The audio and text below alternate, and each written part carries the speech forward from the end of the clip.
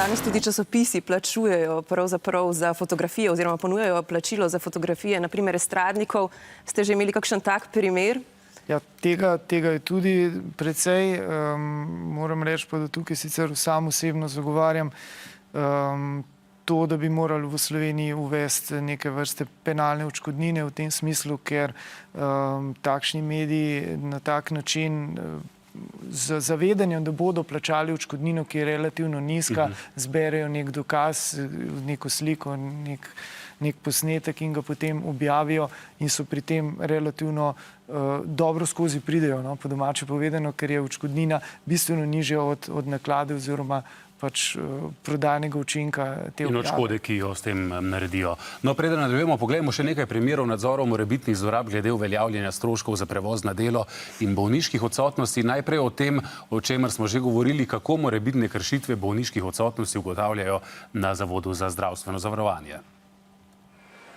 Zavod za zdravstveno zavarovanje ima zaposlene 3 laične nadzornike, ki nadzor nad bolniškimi odsotnostmi, daljšimi od 30 dni, vršijo na zahtevo imenovanih zdravnikov zavoda. Obišče jih izključno samo na domu in pogleda, ali ravna ta oseba v skladu z navodili. Nikakršnega zasledovanja, iskanja ljudi po terenu ni. Število nadzorov se iz leta v leto povečuje, ugotovljenih kršitev pa je vedno manj. Leta 1994 so kršitve ugotovili kar v četrtini primerov, leta 2016 pa v skoraj 3500 nadzorih le v 6% primerov. Vkolikor se zahteva, da je oseba doma zaradi zdravstvenega stanja, potem seveda mora biti oseba doma.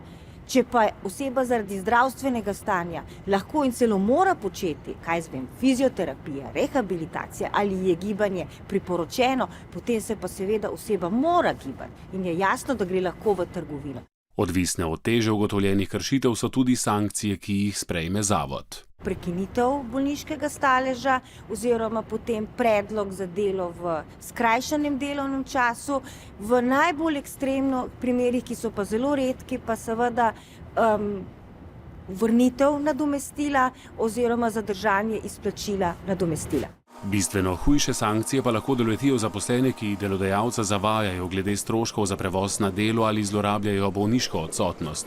V nekaterih javnih zavodih in na ministrstvih so se v preteklosti, da bi potrdili sume tovrstnih zlorab, že večkrat poslužili detektivskih storitev.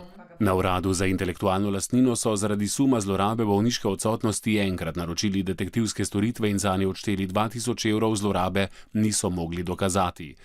Ministrstvo za okolje in prostor je leta 2016 naročilo 2 nadzora zaradi suma zlorabe pravice do zadržanosti z dela zaradi bolezni ali poškodbe. Kršitev ni bilo, strošek za detektivske storitve je znašal 3600 evrov.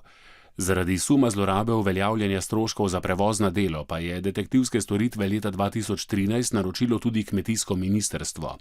Detektiv je v 2 primerih potrdil zlorabe, 2 uslužbencema so vročili izredno odpoved delovnega razmerja, ki je že pravnomočna.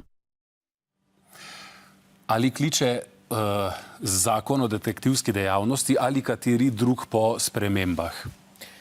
In kakšnih? Kar se nas tiče, bom odgovoril samo na hitro še kolegu Bradaču v tej zvezi, da želijo nekaj od nas.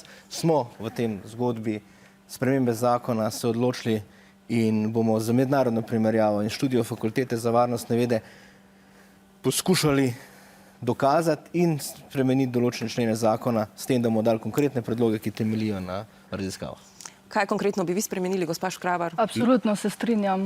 Poleg tega pa pripomnem tudi to, da je potrebno nekaj narediti tudi v smeri obveznega pripravništva, ker bomo tako lahko poskrbeli za ljudi, ki prihajajo, da se bodo ustrezno naučili ne samo teorije, ampak tudi prakse in se uvedli v ta pravzaprav zelo zahteven poklic. In nič več laičnega poizvedovanja ali pač? To sem pa absolutno proti, ker mislim, da temelja v zakonu za laične kontrole ni in tukaj me ne more nihče prepričati, da je to obratno. Gospod Pavhar, kaj vi menite o tem laičnem poizvedovanju?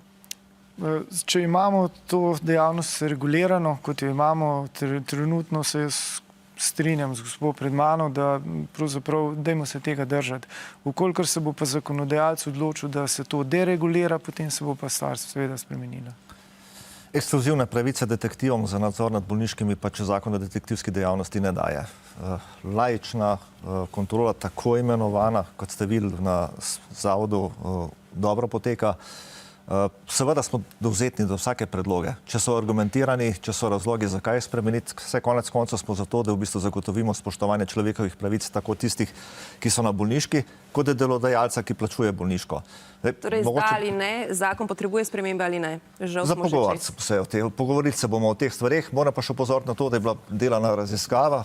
Američani so jo delali, oziroma Britanci so delali raziskavo po ureditvi področja detektivske dejavnosti, je Slovenija med evropskimi državami uvrščena na 3. mesto.